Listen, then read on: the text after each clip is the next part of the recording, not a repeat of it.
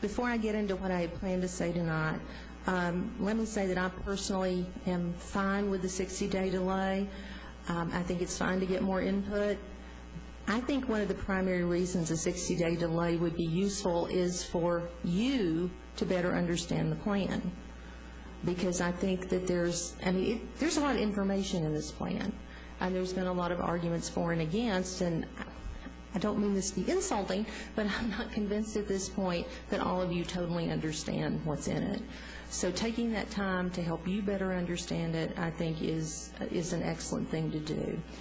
Also, I would just like to say, as a supporter of the plan, that the supporters stayed home from the workshop, and it was pretty much dominated by the opponents.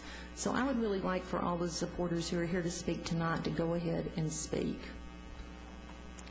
Now, what I intended to say.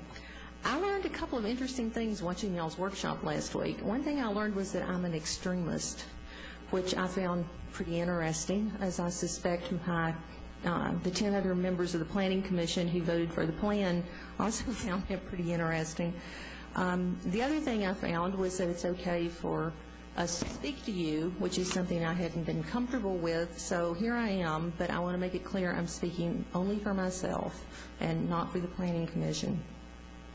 One thing I haven't heard too much talk about is just what is a hillside protection area anyway. There seems to be a misconception that it's all the land over 15% slope in Knox County, and that's not what it is. It's basically made up of three things.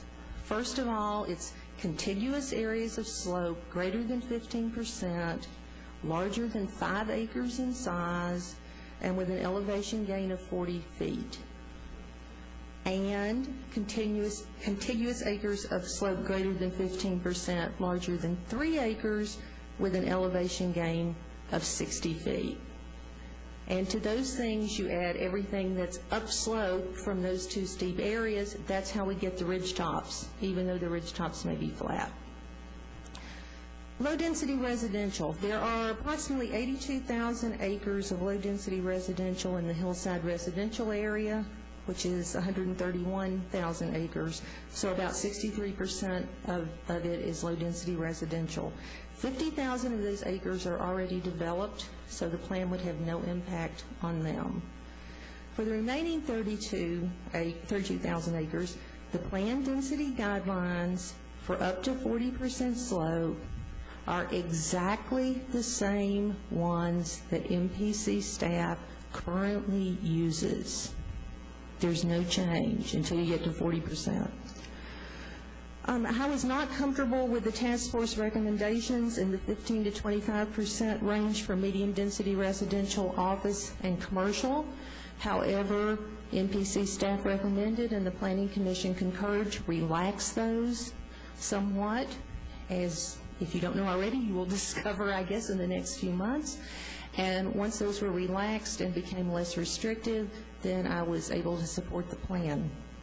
I would also call your attention to the fact that the plan also allows new office and commercial development in the hillside protection area under special circumstances based on factors such as the site's proximity to major transportation corridors and whether the property is in an area particularly suitable for an employment center. The Park West Hospital expansion, which opponents allege would not be possible under the new hillside plan, would clearly be allowable under this provision. One part of the plan I was really happy to see was the incentives for developers, because providing incentives for good development is exactly the kind of policy that we should be pursuing. And just to recap, some of those incentives are a 10% density bonus for putting the steeper portion of the parcel into a conservation easement, an additional 10% density bonus for making that area accessible to the public, for example, by allowing Knox County to put a greenway across it, and narrower roads and shorter setbacks by right, no need to get variances, in steep areas, which should lead to lower infrastructure costs. Although this plan is concerned with protecting views, which are important both aesthetically and economically, that's not what it's all about. It's also about erosion, flooding, water quality, and public safety.